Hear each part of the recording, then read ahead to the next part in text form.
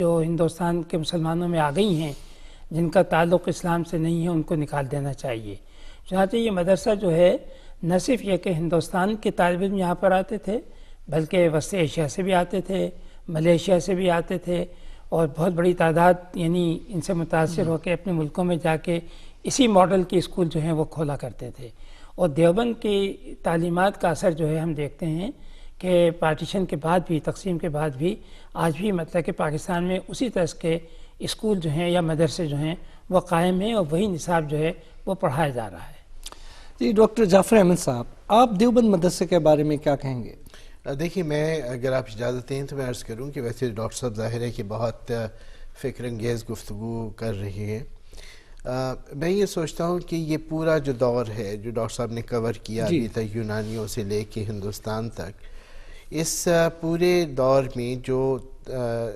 درسگاہوں میں جو کچھ پڑھایا جا رہا تھا اس کا کنٹینٹ جو ہے اس کی طرف ڈاکٹر صاحب نے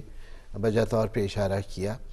میرا خیال یہ ہے کہ ایک اور زاویہ اس سب کو دیکھنے کا یہ بھی ہو سکتا ہے کہ ہم یہ دیکھیں کہ طریقہ تعلیم کیا تھا، طریقہ تدریس کیا تھا۔ اور آپ یہ دیکھیے کہ اس پورے کوئی 1500-2000 سال کے عرصے میں بہترین ادوار وہی ہیں جب درسگاہوں کے اندر ایسا طریقہ تعلیم اختیار کیا گیا یا آج کی زبان میں وہ پیڈاگوجی استعمال کی گئی جس کے نتیجے میں تنقیدی ذہن پیدا ہوئے۔ یونانیوں کا ڈاکٹر صاحب نے ذکر کیا تو آپ دیکھیے کہ یونانیوں کے یہاں بالکل ابتدائی اس زمانے میں آپ کو ایک ڈائلیکٹیکل کلاس رومز نظر آتی ہیں کہ کس طرح سے سوالات اٹھائے جا رہے ہیں اور ان سوالات کے جواب طالب علم ہی دے رہے ہیں، اور افلاطون کی تو کتاب کا پورا پیرائے یہی ہے۔ یہی چیز آپ مسلم دور میں بھی دیکھیں گے عہد وسطیٰ میں کہ کوشش یہی تھی کہ ایک تنقیدی ذہن پیدا کیا جائے، اور ہندوستان میں بھی ابتدا میں یہ رویہ آپ کو نظر آئے گا۔ جن ادوار میں اس تنقیدی رویے کی حوصلہ افزائی نہیں کی گئی وہی ادوار ہمارے ہاں تاریخ میں جمود کے ادوار ہیں۔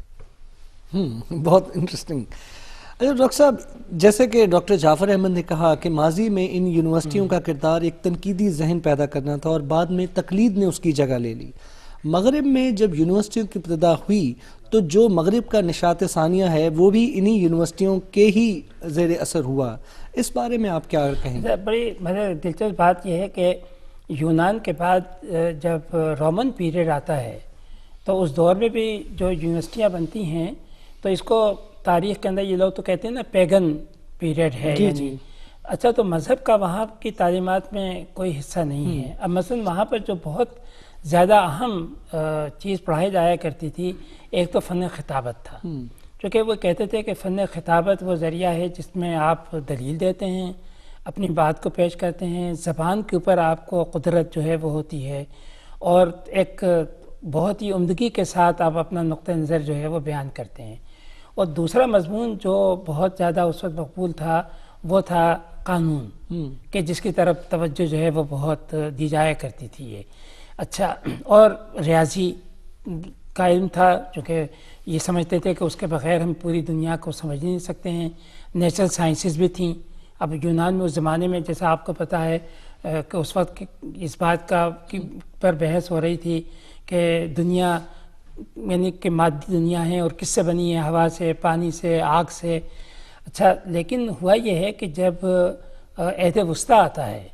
یعنی جب عیسائیت آتی ہے اور چرچ کا مطلب کہ تسلط ہوتا ہے، تو یہاں پر ہوا یہ کہ ابتدا کے اندر تو بشپ اسکولز تھے جو چرچ میں کھولے گئے تھے، تو اب یہاں پر ایک دم یعنی نصاب جو ہے وہ بدل جاتا ہے۔ اب زیادہ توجہ جو ہے نصاب کے اندر وہ مذہبی علوم کے اوپر جو ہے وہ دی جانے لگتی ہے، اور جب کیتھیڈرل قائم ہوتے ہیں تو کیتھیڈرل اسکول وہ آ جاتے ہیں، اور پھر آگے چل کے جس کو ہم کہتے ہیں سیمیناریز یا جن کو یونیورسٹیز کا نام بھی دیا گیا ہے، ان سب کا جو مرکز تھا وہ پھر مذہب تھا کہ یہاں مذہبی تعلیمات دی جاتی تھیں، اور انہوں نے گریک یعنی یونان اور روم سے ایک طرح سے بالکل اپنا تعلق ختم کر لیا تھا، اور ختم کرنے کے بعد جو ایک ان کا نصاب تعلیم تھا وہ نصاب تعلیم تو یہی تھا نا کہ کس طریقے سے مطلب کہ روح کو نجات کیسے ملنی چاہیے، اگلی دنیا میں کون سے علوم ہمارے فائدہ مند ہوں گے، کون سے نہیں ہوں گے۔ تو یہ چیز جو ہے پورا ہمیں عہد وسطیٰ کے تعلیمی اداروں کے اندر نظر آتی ہے، چونکہ یہ سب تعلیمی ادارے جو ہیں وہ تعلیم ایک طرح سے پوری چرچ کے تسلط میں آ گئی تھی۔ جی ناظرین، چلتے ہیں ایک بریک کی طرف۔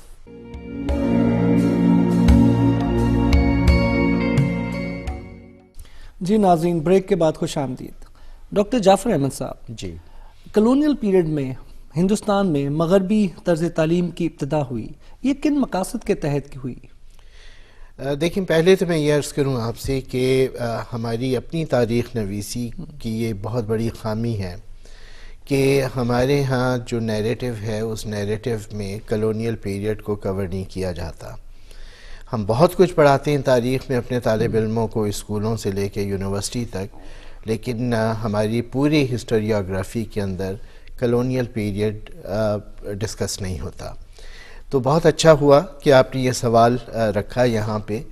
اور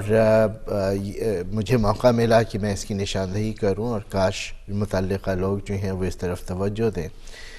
مجھے کہنا یہ ہے کہ کلونیل پیریڈ جو ہے وہ بہت اہم دور ہے ہمارا،